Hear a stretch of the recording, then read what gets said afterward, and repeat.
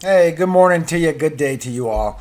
Mark again here, WeatherMan Plus. It is Monday, April 12th, and I got a new update for y'all for this Arctic blast that is coming through once again. Now, I'm going to show you some good information that's about this Arctic air that is coming down from the North Pole. So if you would like updates on it, please hit that like button. Let me know to keep giving you updates on these, as well as some other anomalies that will be happening very soon. So thank you again for all of you, for all your beautiful comments. It was unreal. I couldn't focus. Every time I looked somewhere, it was like dizzy in the head, dizzy in the eyes. It was unbelievable. I couldn't hold a thought. Then I had a bad sore throat, and then the fever hit so much, it was unbelievable. Went to bed that night, and I sweated all night long, and I woke up, and I felt like $1,000,000. I still had a sore throat, still had a cough. As a matter of fact, I got to edit this video because I'm going to be coughing in between talking. But I was so thankful that my fever has left so quickly that it wasn't really much of a big deal in that area. And when I went to y'all comments, and when I saw that so many of y'all have responded with prayers, thank you so much for being there for me and my family. I can't thank you enough. I truly believe in my heart that it was your prayers to our God, Yahweh, that saved me. That helped me get past all this fever so quickly, that helped me heal so quickly. Thank you so much. Y'all truly are the best community on YouTube. And I've said this 100 times, and this just proves it. Thank you, thank you, thank you. So if you've never been here before, hello. My name is Mark.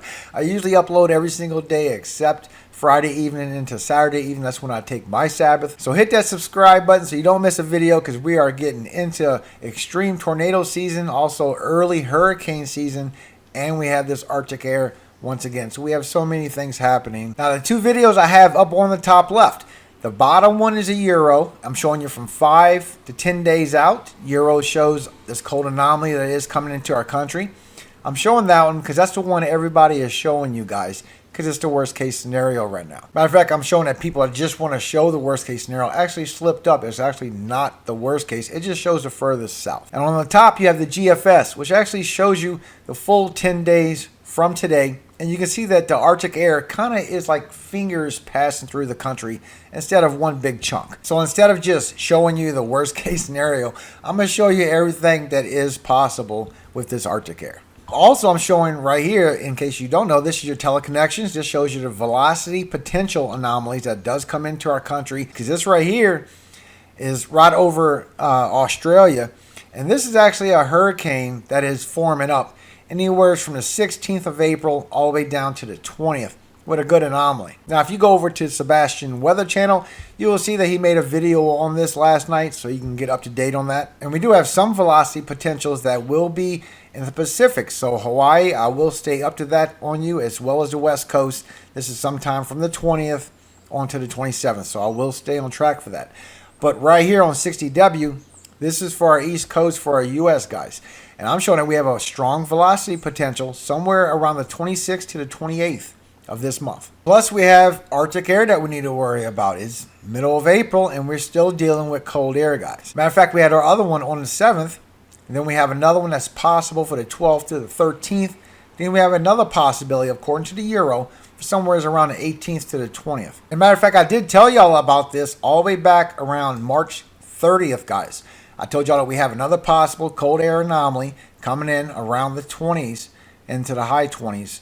That could be happening. And according to the GFS, it's still happening. It has not changed. You see your bump that you had around the 7th. We got another bump anywhere between the 11th and the 15th. And then we got the bump around the 20th. But now we got a big cold air anomaly that's still showing from a while back. It's still trending. And this is all the way almost to a -3. This means it'll be right around lower Tennessee, upper Louisiana, upper Mississippi. That's right on the edge. When you get right to the 3, that's when it starts going to the south. And below 3 is when it goes into the deep south. Now, starting this morning is your 12Z. This is right around 7 a.m. Central Time.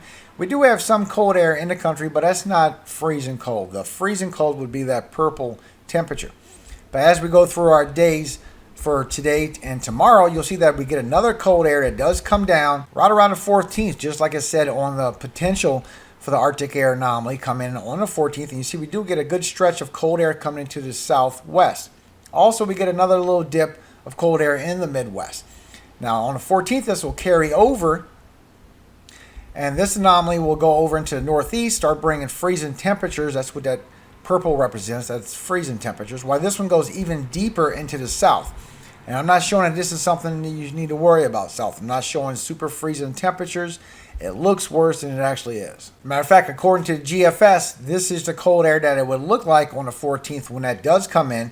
And it would put some freezing temperature for the Midwest, the mountains, and the Northwest a little bit. Then when you get to the 16th and you have this anomaly going to the Northeast bringing cold air. So today on the 12th, it does bring some pretty cold air in the Northwest as this anomaly comes in. For tomorrow, you can see it starts moving over across the Midwest. And now it's starting to get to where it's just getting too far out to be accurate, guys. But you should know that GFS has upgraded theirs to a new version to where they can be more accurate within a 2-week time period.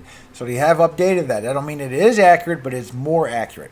And this is the shot that you have on the 28th. This is a shot that a lot of people have been showing y'all.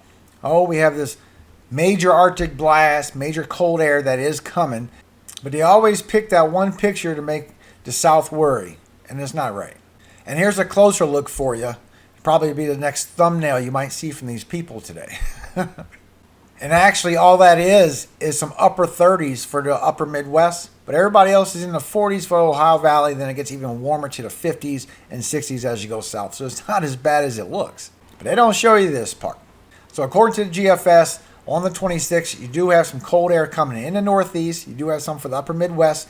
But it's barely freezing temperatures. Matter of fact, I found one model that shows different for all this. And I will go through that. Now, the Euro model also agrees that we could get some cold Arctic air coming in somewhere around April 18th through the 22nd, and it is a good -2. Now, according to the Euro model, today, this is the cold Arctic air that is coming in, and you do see a lot of people is in the teens, a lot of people in the 20s.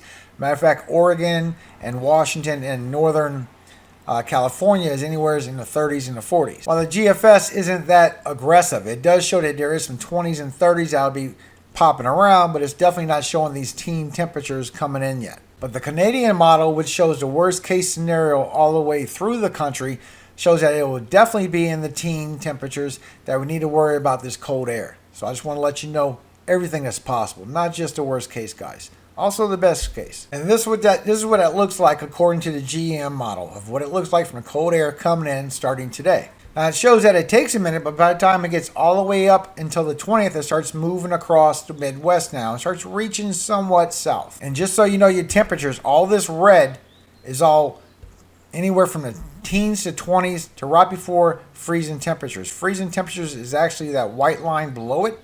And right below that would be the 40s with the light blue, and the dark blue is in the 50s. So you still have a lot of warm air in the south. But 7 a.m. on the 20th, according to the GEM model, which is your worst case scenario, guys, it does show these temperatures for teens and freezing temperatures that could come into the Midwest, as well as somewhat to the south, because North Texas will be in the 30s at this point. Now, the GFS model, which has always been good on long-range forecast, is never good on impacts. But it does show that it's not that aggressive for the 20th as the GEM model is showing. And as you go to the 21st, you'll see the next day it just carries over, and it's really a Midwest freezing temperatures, and it's probably going to be a Northeast. So it'd be Northwest, Midwest to Northeast. It's not showing it goes too far south. Matter of fact, here's that shot from GEM, and this is actually on the 21st, which is Wednesday. This is 7 a.m., and all this red that you see is all freezing temperatures. With a lot of our country, mostly the upper half, in the 20s at this point. It's showing 20s could be a possibility going across our country like that, but it's not showing it going into the deep south, just so you know. And it does show that the same day on the 21st, which is a Wednesday, that it does stretch into the Northeast as well, with a lot of teens and 20s, and some people in the upper 30s. But like I said, the GFS is not that aggressive. It's showing, matter of fact, more than 10 to 15 degrees warmer. It's showing that you might get into the upper 30s for the Northeast, but mostly it's going to be the 40s. Now, if you remember that the velocity potential that we do have somewhere around the 26th to the 28th that is coming. Matter of fact, this is what you see during hurricane season.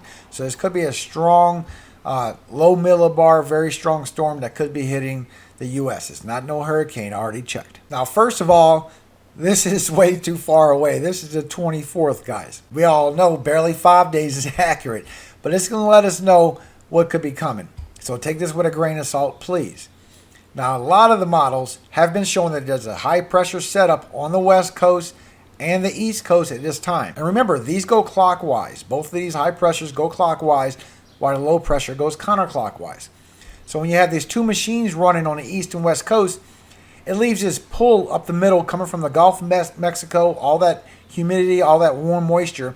It just gets pulled up into the center of the country. There's a possibility that we could have an issue with that if that shows true, because you can see here there's an upper level low down here, almost upper level low forming up here, and this upper level low made a surface low pressure in the center.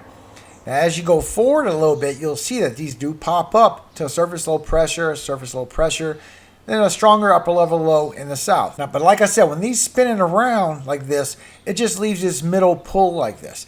And if this does come true, you could get a nice elongated storm all the way from the Midwest all the way to the deep south. And it would be a lot worse than this if that shows true. It would be a lot more energy. It'd be a lot of high winds, because when these pressure systems squeeze like that, you'll get very tight isobars, you get very high winds. So if this shows true, there will be a lot of high winds when this happens. However, it's still too far away. I'm just showing you what could happen if this does play out. And these storms could meet up for days and just travel across in the center because they're blocked by these high pressures. As this high pressure moves in and squeezes this storm over into the jet stream, still elongated all the way from Maine all the way down to Louisiana. That is very long. So believe me, if that happens, there will be a lot of winds. There will be a lot of severe weather. But it still shows that when you get around the 27th, that it does get a low pressure system in the southeast. And we also have the strong velocity potential from the teleconnections. So 999 is not a strong velocity potential to be showing for what we saw on the teleconnections. But it does strengthen up a little bit. It does give a very elongated big system on the northeast. Now that could be a possibility. I see this, it would be a lot stronger for it to pick up so much for the teleconnections. But a big system like that would make a mark on the teleconnections. It would just be stronger than a 996. I see more like 980s to be like that. Please, that's way too far to be anything close to accurate. And all y'all love that y'all have shown me truly makes what I want to preach with y'all today. God bless you all. May you have a very, very blessed day today. Thank you for being there for me and my family. We still got a little bit of cough left, but not much. But we are all pretty much healed up because of you. Thank you so much. So because of you, it actually is what I want to read today. Thank you so much, guys. I can't thank you enough. You are truly my brothers and sisters. And all your recipes and all the suggestions y'all have given me, it felt like my older brothers and sisters telling me something that mom showed y'all. So we have them written down now. We have a lot of things stored up. We have a lot of good ideas. Thanks to you. We can't thank you enough. Thank you so much for the great, great advice. Matter of fact, I want to share with you, because of you, Matthew 25, verses 31 through 40.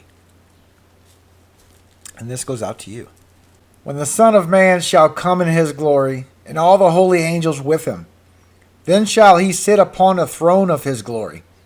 And before him shall be gathered all nations, and he shall separate them one from another, as a shepherd divideth his sheep from the goats.